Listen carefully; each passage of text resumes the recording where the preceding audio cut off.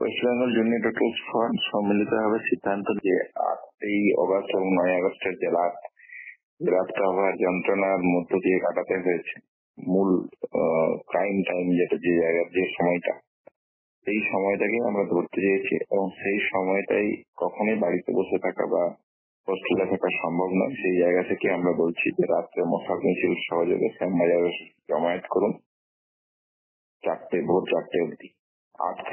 8ই August এবং 9 আগস্টের রাতের যে মাঝখান, এই সময়টাতেই আমাদের প্রতিবাদ কর্মসূচি।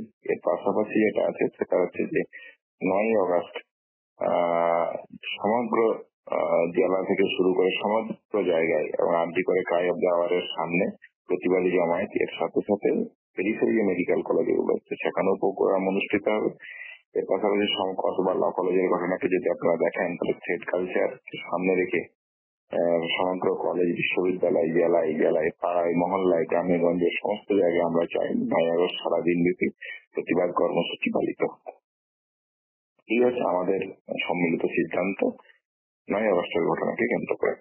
না, আমাদের দিক থেকে নাগরিক সমাজকে সাথে নিয়ে আমাদের যে আন্দোলন ছিল, সেই আন্দোলনে আমরা থাকছি।